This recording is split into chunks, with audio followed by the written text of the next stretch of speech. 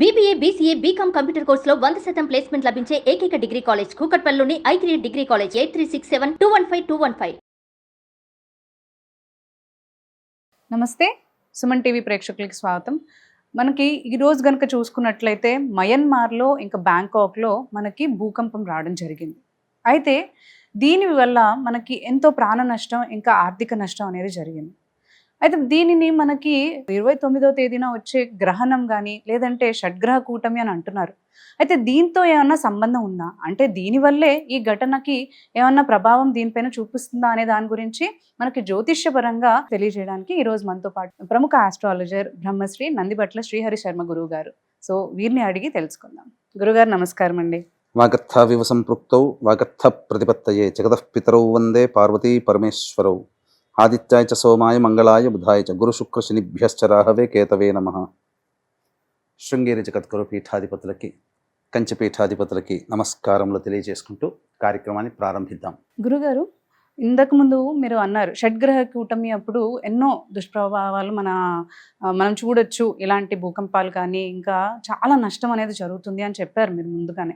అయితే ఇప్పుడు మనకి జరిగిన మయన్మార్లో కానీ లేదంటే బ్యాంకాక్లో కానీ జరిగిన ఈ భూకంపం అనేది మనము ఈ షడ్గ్రహ కూటమి యొక్క ప్రభావమే అని అనుకోవచ్చు అంటారా?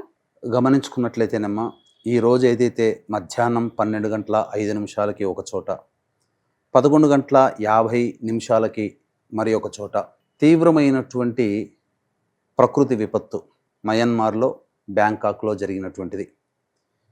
దీనివల్ల భారీ భూకంపం, దాదాపు ఈ సముద్రానికి 10 కిలోమీటర్ల లోపల ఉన్నటువంటి పలకలు విచ్ఛిన్నమైపోయి అలజడి రేగి భారీ భూకంపం అనేటువంటిది ఏర్పడడం జరిగింది. తద్వారా అసలు చిన్నప్పుడు మనం సినిమాల్లో విన్నాము, పేక మేడలా కూలిపోయిందిరా ఆస్తి అంతా అని చెప్పేసి. అది విజువల్స్ చూస్తుంటేనమ్మా అలాగే అనిపిస్తుంది. అసలు ఉన్నట్టుండి ఏదో పడిపోయినట్టుగానే ఉన్నది. ఆ విధమైనటువంటి దృశ్యాన్ని చూసినప్పుడు చాలా బాధ కలిగింది. అంటే భారీ ఆస్తి నష్టం జరిగింది. అంతేకాకుండా శుక్రవారం కదమ్మా, అన్ని ఆఫీసులు ఆఖరి సెలవు దినాలు ఇంకా శని ఆదివారాల్లో ఉంటాయి. ఆఖరి పని చేసేటువంటి రోజు. చాలా మంది ఆ శిథిలాల కింద చిక్కుకొని పోయి ఉన్నారు. ప్రస్తుతానికి వందల సంఖ్యలో మరణించారని చెబుతున్నారు. ప్రాణ నష్టం కూడా చాలా భారీగా ఉండబోతుంది.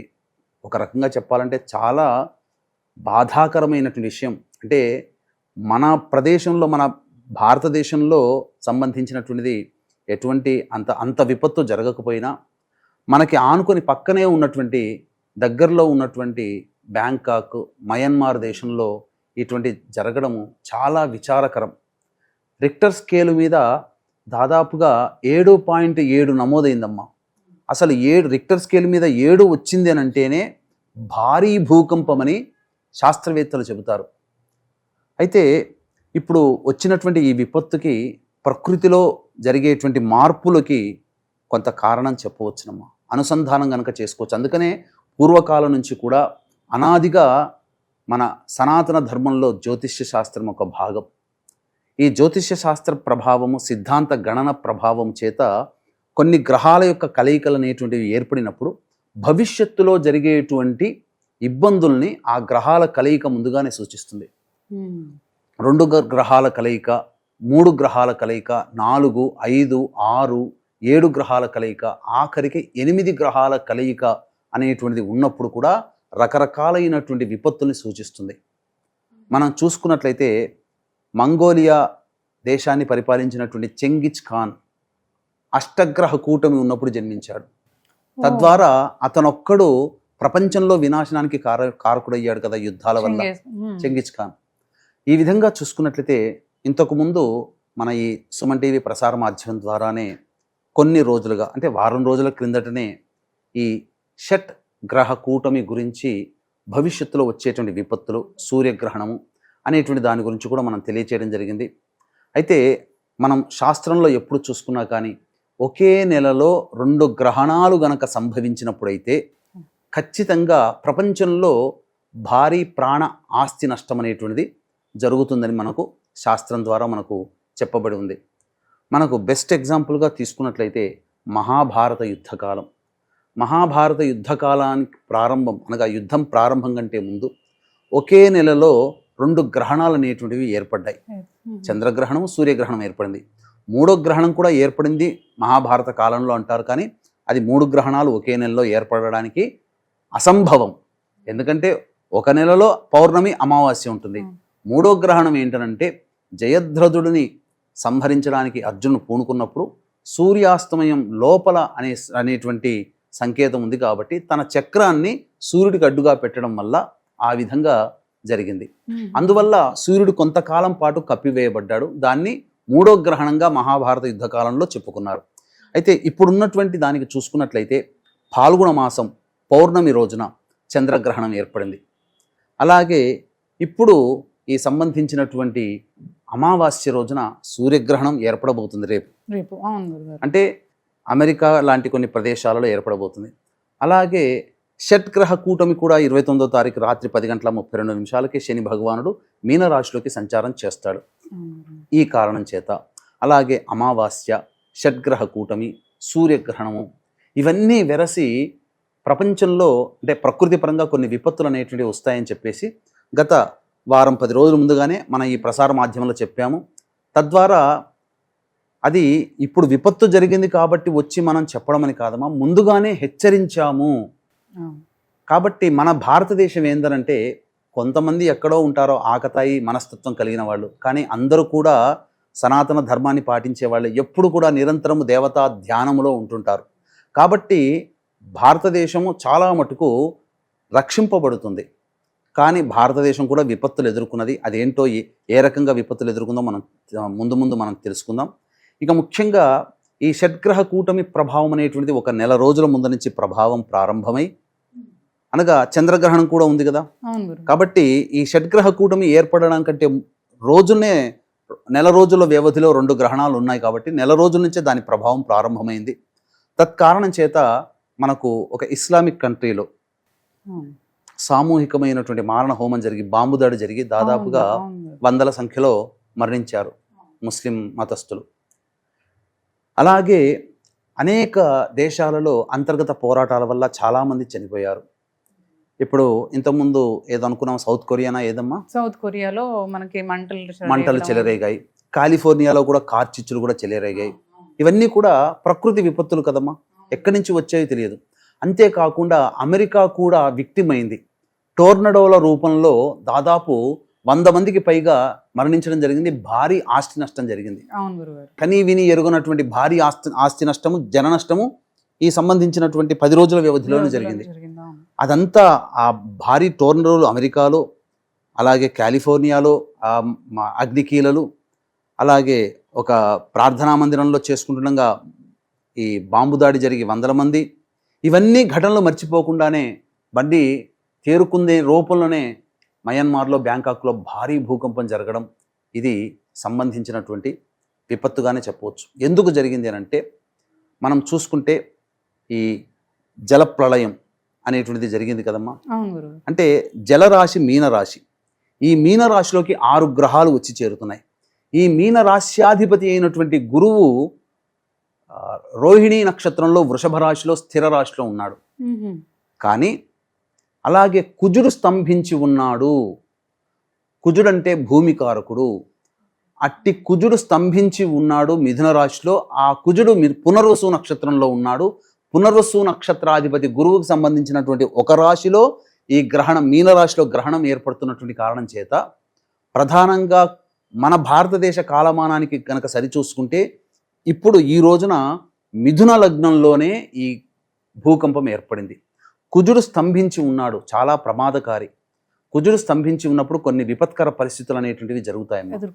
కాబట్టి కుజుడు స్తంభించి ఉన్నటువంటి మిథున రాశి అనగా మిథున లగ్నంలోనే ఈ యొక్క ప్రభావం ఏర్పడింది. కాబట్టి జలతత్వము, భూతత్వము, మిథున రాశి ద్విస్వభావం అంటే వాయుతత్వం.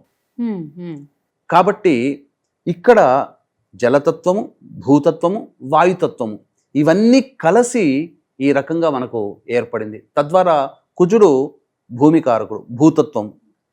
భూకంపం అంటే మనకు అక్కడ భూమి మీదనే జరిగింది.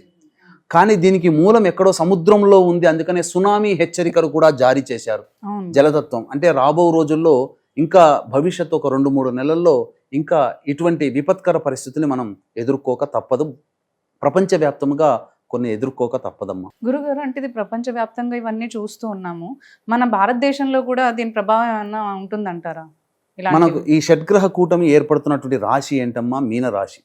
మన భారతదేశానికి సంబంధించినటువంటి చూసుకుంటే మీన రాశి ఈశాన్య రాష్ట్రాలని సూచిస్తుంది. ఈశాన్య రాష్ట్రాలు అనగా ఈ మణిపూర్, మేఘాలయ, ఉత్తరాఖండ్, అలాగే అస్సాం, త్రిపుర, పశ్చిమ బెంగాల్, ఈ రాష్ట్రాలలో విపత్తులు అనేటువంటివి ఉంటాయి.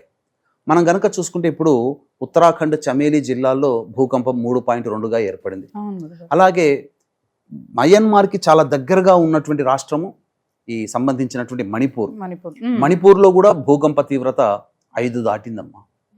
కాబట్టి మరి ఇదే విషయం కూడా 10 రోజుల క్రిందటనే వీడియోలో మన సుమన్ టీవీలోనే మనం చేయడం జరిగింది. ఈశాన్య రాష్ట్రాలైనటువంటి ఈ మణిపూర్, మేఘాలయ, త్రిపుర, అస్సాం, పశ్చిమ బెంగాల్, ఉత్తరాఖండ్ రాష్ట్రాలలో ఖచ్చితంగా దీని ప్రభావం పడుతుంది అని చెప్పేసేసని ఆ విధంగానే జరిగింది. ఆ మణిపూర్కి అతి చేరువలో ఉన్నటువంటి దేశంలో జరిగింది. మణిపూర్కి అతి చేరువలో మయన్మార్ ఉంది. కాబట్టి మన దేశాన్ని కనుక చూసుకుంటే మణిపూర్ని కేంద్రంగా మనం చెప్పాం. కానీ అతి కొద్ది దగ్గరలోనే ఈ మయన్మార్ దేశం ఉంది. అంటే మన జ్యోతిష్య శాస్త్రం అనేటువంటిది ఈ చెప్పబడినటువంటి అమ్మవారు ఇచ్చినటువంటి ఒక వాక్ అనుగ్రహమే తప్ప నా సొంత ఏ శక్తి అంటూ ఏమీ లేదు. కానీ ఇక్కడ నేను చెప్పొచ్చేది ఏంటంటే జ్యోతిష్య శాస్త్రాన్ని బేస్ చేసుకొని చెప్పినటువంటి మాట అక్కడ జరుగుతుంది అన్నప్పుడు మనం ఖచ్చితంగా జ్యోతిష శాస్త్రాన్ని శాస్త్రంగానే చూసి నమ్మాల్సిందే. దీనికి ఒక ఉదాహరణ, బెస్ట్ ఎగ్జాంపుల్ ఇదే. ఈశాన్య రాష్ట్రాలలో భూకంప ప్రకంపనలు ఎక్కువ అవుతాయి, సునామీ హెచ్చరికలు, జల ప్రమాదాలు జరుగుతాయని చెప్పి ముందే చెప్పడం జరిగింది. మణిపూర్కి పక్కనే ఉంది మయన్మార్ దేశం, ఎక్కడో లేదు, భారతదేశానికి ఆనుకునే ఉంటుంది. ఒకప్పుడు మయన్మార్ మన భారతదేశంలో భాగమే. కానీ ఆనాటి మన ప్రథమ పాలకుడు మహానుభావుడు నెహ్రూ గారు ఏదో దానం చేసేశారు. ఇప్పుడు దానికోసం మనం కొట్లాడుతున్నాం. ఆక్షాచిన్ దాని కూడా గడ్డి కూడా మొలవదని చెప్పి పార్లమెంట్లో మహానుభావుడు సెలవిచ్చాడు. ఆ ఆక్సాయిచిన్ గురించే ఇప్పుడు మోదీ వీళ్ళందరూ కూడా తలమునకలు అవుతున్నారు ఆ ప్రదేశాన్ని ఎలా తీసుకోవాలని చెప్పి. కానీ ఒకప్పుడు పనికిరాదనుకొని మన వాళ్ళు వదిలేసింది ఇప్పుడు మనకు ప్రమాదంగా మారింది. అందుకనే ఒకప్పుడంతా భారతదేశంలో భాగం ఇదంతా. మనం భారతదేశాన్ని కనుక చూసుకుంటే ఈశాన్య రాష్ట్రాలంటే మయన్మార్ కూడా వచ్చి చేరుతుంది. అయితే ఇలా మనకి ప్రభావాలన్నీ చూపుతున్నది షడ్గ్రహ కూటమి వల్ల. అయితే దీనికి మనకి ఏమైనా పరిహారాలు ఉంటాయి అంటే ఆ జ్యోతిష పరంగా మనం ఏమైనా పరిహారాలు చేసుకోవచ్చు అంటారా దీని ఎఫెక్ట్ తగ్గించుకోవడానికి? ప్రధానంగానమ్మా ఏ సమస్యకైనా కానీ 2 రకాల పరిష్కారాలు ఉంటాయి. ఒకటి మానవ పరిష్కారం, 2 దైవ పరిష్కారం. మానవ పరిష్కారం అంటే మనుష్యులుగా మీరు నేను అందరం కూడా మనకి మనం సొంతంగా చేసుకునేటువంటి పరిష్కారాలు. దైవ పరిష్కారాలు అనంటే మంత్రం యొక్క సహాయం తీసుకునేది. దైవం మంత్రాధీనం, తన్మంత్రం బ్రాహ్మణాధీనం. కాబట్టి బ్రాహ్మణుల ద్వారా చేసుకోగలిగేటువంటి పరిహారాలు కొన్ని చేసుకోవచ్చు. ముందుగా మానవ పరిష్కారాల్లో భాగంగా చూసుకున్నట్లయితే కాలాన్ని శాసించేటువంటి వాడు ప్రస్తుతానికి కలియుగంలో కలవు చండీ వినాయకో కాలభైరవ. కాబట్టి కాలాన్ని శాసించేవాడు కాలభైరవుడు. కాబట్టి కాలభైరవుని యొక్క ఆరాధన అందరూ చేయవలసిందే. ప్రతిరోజు కూడా 3 సమయాలలో ఉదయం, మధ్యాహ్నం, సాయంత్రం, రాత్రి కూడా 4వ కూడా మనం పెట్టుకోవచ్చు. 4 సమయాలలో కాలభైరవాష్టక పారాయణం ప్రతి వాళ్ళు కూడా 3 సార్లు పాటించాల్సిందే. అలాగే ఈ భూమికి సంబంధించినటువంటిది కాపాడేటువంటి వాడు భూవరాహస్వామి. కాబట్టి ఈ భూమి ప్రశాంతంగా ఉండాలి అని అంటే ఆ వరాహస్వామి యొక్క అనుగ్రహం కూడా ఉండాలి. అలాగే ఆదిశేషుడి మీద ఈ భూమి నిలబడి ఉంది అని చెప్పేసి మనకు పురాణాలు కూడా చెప్పబడి ఉన్నాయి. కాబట్టి సర్పదేవత ఆరాధన. కాబట్టి సుబ్రహ్మణ్య భుజంగ స్తోత్ర పారాయణము, వరాహస్వామి అష్టోత్తరం ఒక్కసారి చదువుకున్న చాలు. ఎవరైతే చేస్తారో మన కోసం కాదమ్మా, మనము మన సాటి మనుషుల కోసం. ఇక్కడ వాళ్ళు ఎవరో అక్కడ చనిపోయిన వాళ్ళందరూ కూడా మన వాళ్ళే అని చెప్పుకోవాలి. ఎందుకంటే ఈ సనాతన వసుధైక కుటుంబం మనది. మతాలు ప్రాంతాలు వేరు తప్ప అందరము ఒకటే. ఇప్పుడు మనకు రాలేదు కదా ఇబ్బంది అని చెప్పి మనం సంతోషంగా ఉండాల్సినది కాదమ్మా. పక్క ప్రాంతంలో జరిగింది, ఎంతమంది ఆస్తి నష్టం, జన నష్టం జరిగింది. కాబట్టి ఆ భయానక దృశ్యాలు గనక మనం చూస్తే చాలా బాధాకరమైనటువంటిది. ఎవరికి కూడా, పగవాడికి కూడా అటువంటిది రాకూడదమ్మా. కాబట్టి వీక్షిస్తున్నటువంటి ప్రేక్షకులందరూ కూడా కాలభైరవాష్టక పారాయణము, సుబ్రహ్మణ్య భుజంగ స్తోత్రము, వరాహస్వామి అష్టోత్తరము ఇవన్నీ కూడా ప్రతినిత్యం చేస్తూ ఉండడం. కాలభైరవాష్టక మాత్రం 4 సమయాలలో ప్రతిసారి 3 సార్లు చేస్తే కనీసము ఆ యొక్క ప్రభావం వల్ల ఈ భూమి శాంతిస్తుంది, భవిష్యత్తులో రాదు, ఇబ్బందులు అనేటువంటివి రావు. అంతేకాకుండా ఈ యొక్క సంబంధించినటువంటిది రేపే అమావాస్య, సూర్యగ్రహణము, శని కూడా మార్పు చెందుతున్నాడు. కాబట్టి మన పీఠమాధ్వర్యంలో రేపు ఈ యొక్క గ్రహణ సందర్భంగా సంకల్ప సిద్ధి, మీ యొక్క సంకల్పం నెరవేరాలి, అలాగే సర్వదోష నివారణలు జరిగిపోవాలి, వివాహం, ఉద్యోగం, దాంపత్యం, అనారోగ్య సమస్యలు అనేటువంటివి సమసిపోవాలనే ఉద్దేశంతో ఈ యొక్క సంకల్ప సిద్ధి, సర్వదోష నివారణ హోమాలు అనేటువంటివి రేపు సాయంత్రం 7 గంటలకి ప్రారంభమవుతాయి 29వ తారీఖు రోజున. అవకాశం ఉన్నవాళ్ళు కార్యక్రమ తదనంతరం మీ గోత్రనామాలు నమోదు చేసుకోవచ్చు. అలాగే కాలభైరవుని యొక్క అనుజ్ఞ అందరికీ ఉండాలి. ఈ కాలభైరవుడు క్షేత్రపాలకుడుగా ఉన్నటువంటి క్షేత్రము కాశీ క్షేత్రము. ఈ కాశీ క్షేత్రములో ఏప్రిల్ 18వ తారీఖు నుంచి ఒక సుముహూర్తం నిర్ణయించడం జరిగింది. ఆ కాశీక్షేత్రము దారభ్యత ప్రతి నెల ఒక క్షేత్రములో ఈ సంకల్ప సిద్ధి, సర్వదోష నివారణ కార్యక్రమాలు 1 సంవత్సరం పాటు జరిపించడం జరుగుతుంది.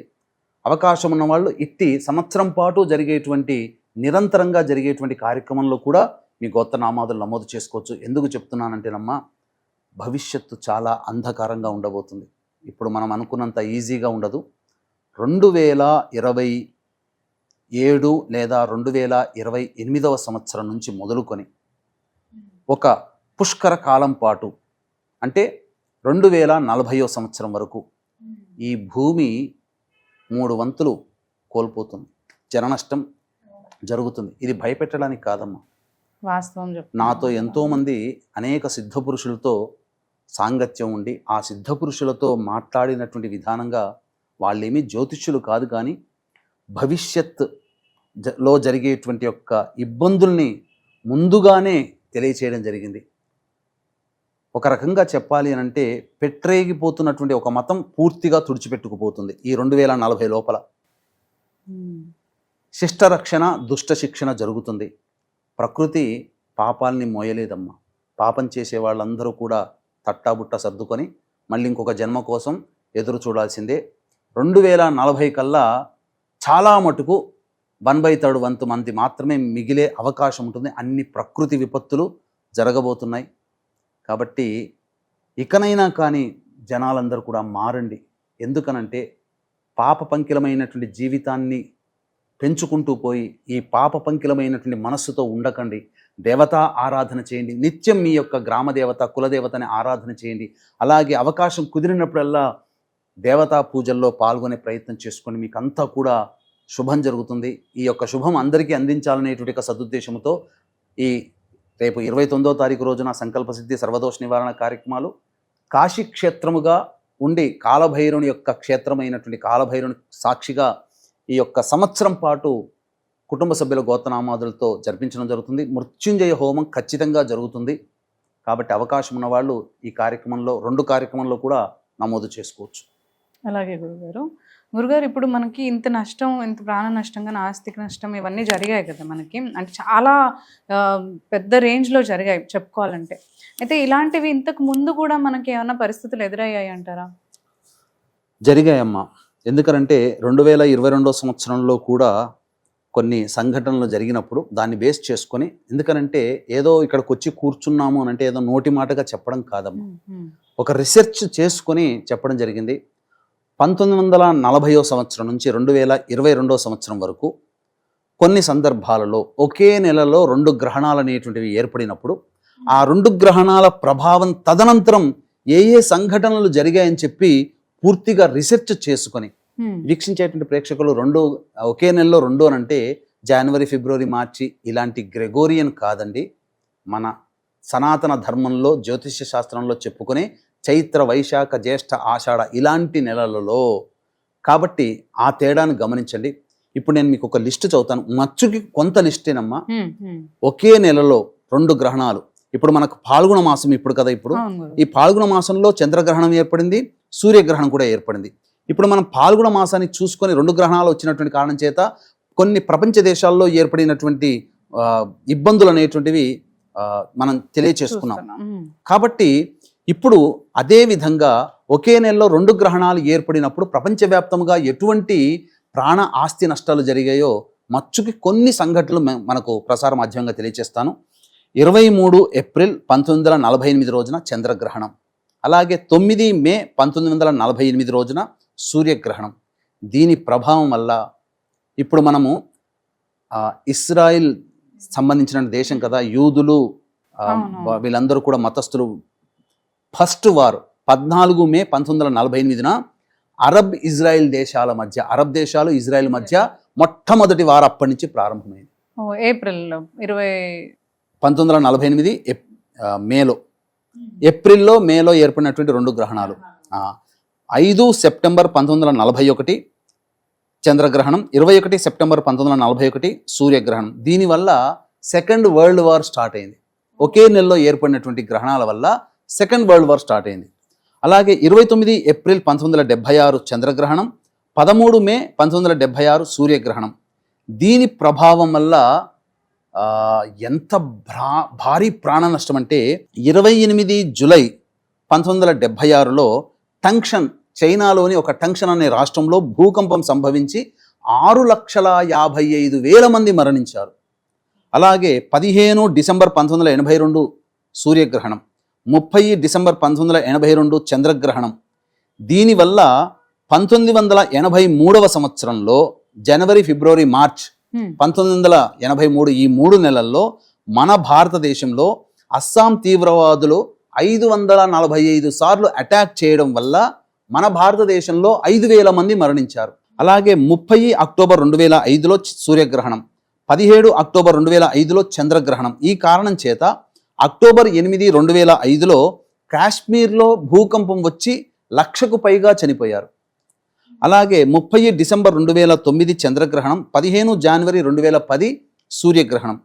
ఈ కారణం వల్ల హైతీ దేశంలో ఎర్త్క్వేక్ వల్ల దాదాపు 2,00,000కి పైగా చనిపోయారు. మొన్న రీసెంట్గా 25 అక్టోబర్ 2022లో సూర్యగ్రహణం, 8 నవంబర్ 2022లో చంద్రగ్రహణం. ఈ కారణం వల్ల టర్కీ, సిరియాలో భూకంపం సంభవించి 50,000 పైచిలుకు మంది చనిపోయారు. ఇప్పుడు కూడా పాల్గొన మాసంలో పాల్గొన పౌర్ణమికి చంద్రగ్రహణం, ఇప్పుడు సూర్యగ్రహణం. ఇప్పుడు మయన్మార్ మరియు బ్యాంకాక్లో భూకంపం, ఒక ప్రార్థనా మందిరంలో ముస్లింలు అటాక్ చేయడం, బాంబు అటాక్ చేయడం, అలాగే కాలిఫోర్నియాలో బాగా కార్చిచ్చులు రావడం, ఇప్పుడు మీరు చెప్పారు సౌత్ కొరియాలో కూడా కార్చిచ్చులు జరగడం, అగ్నికీలలు.